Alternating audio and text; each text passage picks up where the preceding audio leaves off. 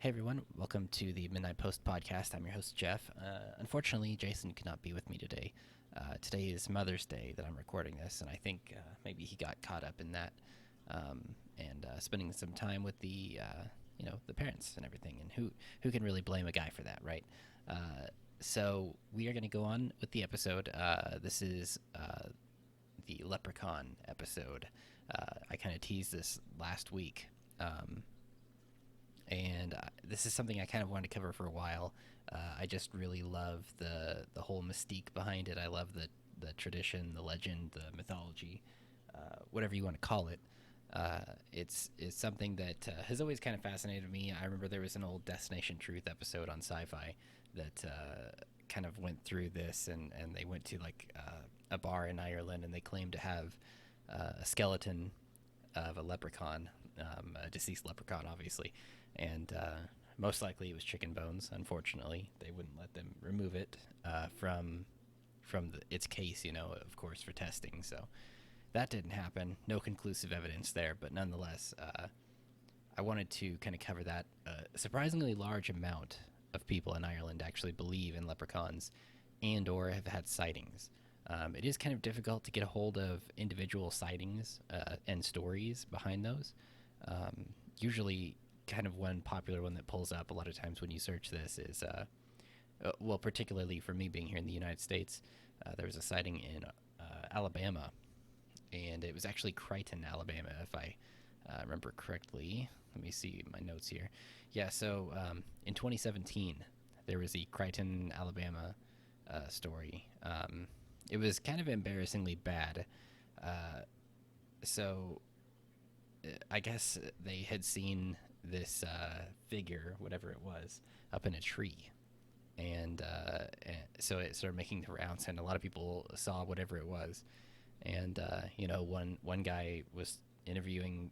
I think people were more excited to be on the news than anything else. Like, they were being interviewed, and they weren't really used to that sort of thing. And they were talking about, like, one guy was saying he wanted to dig up the tree and find out if there was gold underneath it. And another guy came, and he was talking about how he had a what was it, a leprechaun flute that had been passed down from generations of his family, and he was there to help out, so and kind of protect the people from the leprechaun.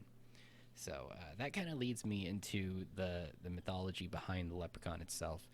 Normally, they are kind of tricksters in nature, I guess. I mean, you all probably know the Lucky Charms leprechaun, who is known to be kind of a trickster and always trying to keep the kids away from his marshmallowy goodness. That sounds weird. Anyway, so the leprechaun in Irish folklore actually plays several roles, but primarily the roguish trickster. In the case of this leprechaun, a lot of times what denotes their presence is kind of a tiny tapping of a hammer as they drive the nails into their shoes. So I don't really exactly know what there is behind that. Being cobblers, I guess. Maybe that's kind of what that has to do with it. Because, I mean, a lot of these things in folklore kind of have calling cards or things that will denote their presence. And the banshee has the wail and, the crying. And that's actually what we're going to be covering next week is actually the banshee, because that's kind of, I guess, maybe this is just our Irish week. I don't know. But the banshee is another thing that really caught my attention and kind of interested me in the past. So there we go. But back to the leprechaun. They seem to be not necessarily fairies in the traditional sense, but I've read some that they appear to be descendants of the Tuatha De Danann. I'm probably butchering that name, but they were an ancient tribe of mythological people, and according to some, they were an actual people that invaded Ireland over 4,000 years ago. Many battles occurred between the islanders and the invaders until a truce was finally made. And the Tuatha De Danann, I guess they were kind of forced underground, and they became, you know, people who just lived down there, and they actually shrunk down in size, and that's why they are known to be so small now. It's claimed that there are actually 236 leprechaun living in Ireland today, and they belong to 5 different clans, and I actually have the clan names for you. There's the Leinster clan, the Ulster clan, the Connaught clan, the Meath, or I think it's Meath clan, and the Munster clan. So I realize that sounds kind of funny and almost like it would be a joke, but that's some of the information that I uncovered, and something that you probably don't hear talked about super often. So I mean, not that leprechauns in general are talked about super often. Often, I mean, at least not here in the U.S. I don't know, um, but yeah, I mean, when people think of a leprechaun, um, they kind of think of like a smaller man dressed from head to toe in green, and they have their little belt buckle and their hat and everything, and um, by the oldest descriptions, I guess, they actually wore a leather apron, red shirt, dark trousers, and a belt with a large silver buckle.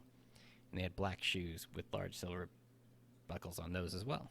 So, um, and they were shoemakers, of course, which is kind of going back to the whole like the sound of when they're coming near or whatever. So, I know I've heard and read a lot of stories where people see these leprechauns and what they're doing is they're just sitting on a tree stump, enjoying the day. So they're not necessarily really hurting anyone. But there's the belief that if you catch one, he will grant you 3 wishes, and that way you'll let him go, ideally. And it's kind of like the jinn or a genie, and so people have to kind of be careful what they wish for, because a lot of times it reminds me of like that old Twisted Metal game where you had Calypso who would give you the wish or grant your wish if you won the tournament, and he would always take the wish and make it something ultimately evil. Like if you wish to live forever, then he would make you immortal, but throw you in like the middle of space, surrounded by nothing, or something like that. That kind of thing. So, eternally tortured, I guess. So there's one story that actually tells of a man named Seamus, or Seamus. I think it's Seamus. It would be pronounced Seamus, right? Who caught a leprechaun and was granted 3 wishes. Um, his first wish was to be on his own tropical island, or own his own tropical island, and the leprechaun granted it. His second wish was to be the richest man on the island, and of course that was granted. And then he bathed in gold, but then realized there were no other people on his island, and therefore no stores and no pubs. So he couldn't even spend his gold. So with his last wish, he wished to be back in Ireland. So really, it sounds like kind of a morality tale, and it seems to be that that's what a lot of these end up being. I mean, as I guess is kind of the case with folklore, oftentimes. So the more I researched this, the more disheartened I became.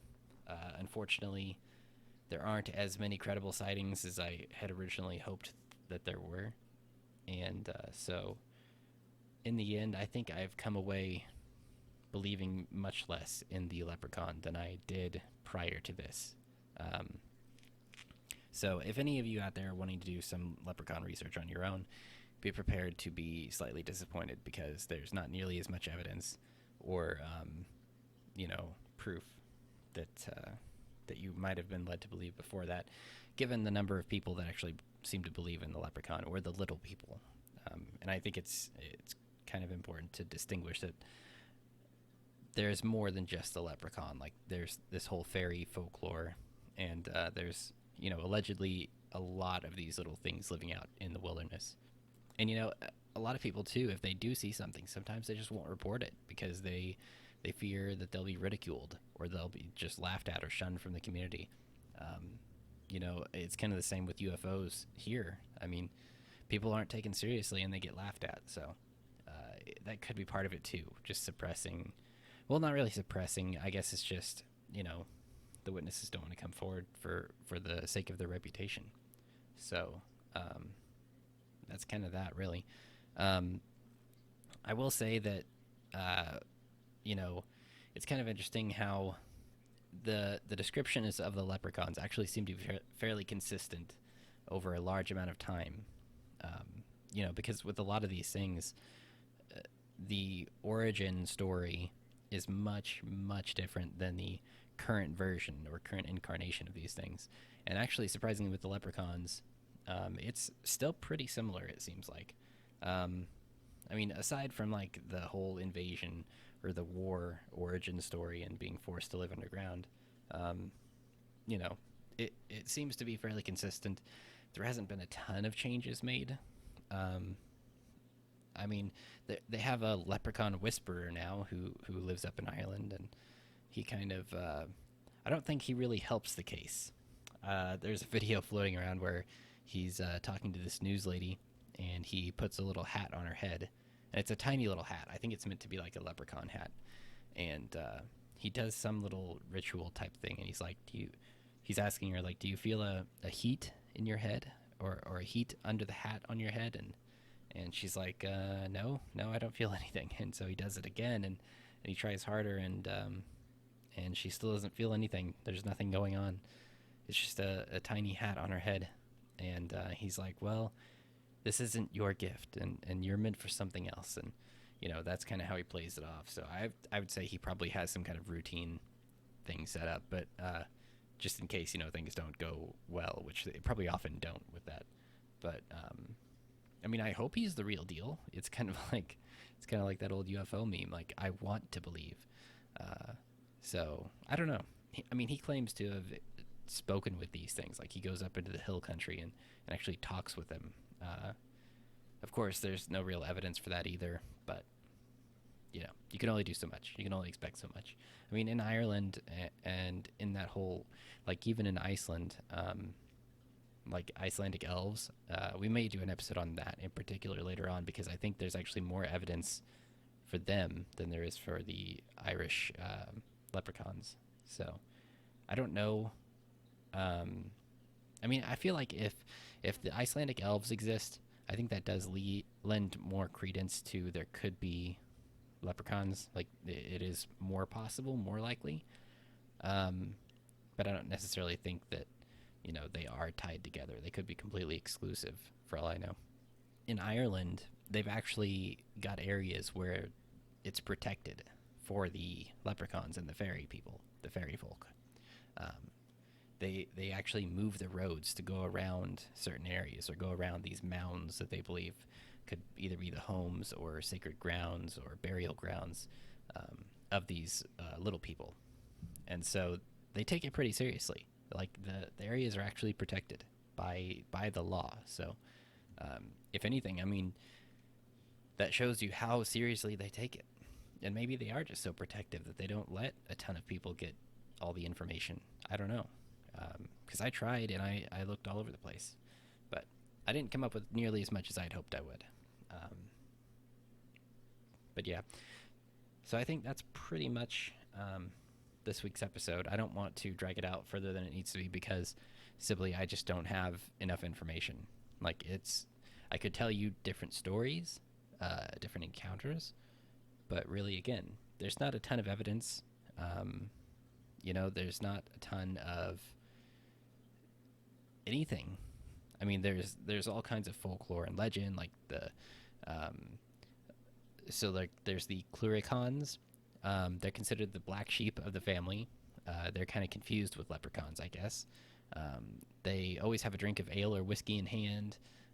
They have distilleries underground. They're rude, crude, ill-tempered, and even foul-mouthed. So it kind of makes you think. I almost wonder if J.R.R. Tolkien might have drawn some inspiration from these legends, these stories, because they sound a lot like hobbits or the dwarves. So the Cluricons, actually, they have no formal job, but making alcoholic beverages is one job that they enjoy, and they can taste test it themselves. So again, all these stories, this folklore, but there's not really enough to satisfy me. There's not enough to make me think, wow, this definitely deserves to be looked into further. Don't get me wrong, though. I'm pretty open-minded, and I'll look into anything further. But I came up a little short in this one. No pun intended. Well, pun intended now, I guess. But yeah, so anyway, thank you all for listening to this episode. Hopefully you learned a little bit. I'm sorry that it wasn't probably as affirming as I would have liked it to be as far as Leprechaun's existence. But that's kind of where we're at. So I'm as disappointed as you are. So anyway, next week we're going to talk about the Banshee. Pretty excited about that. And we will see you then.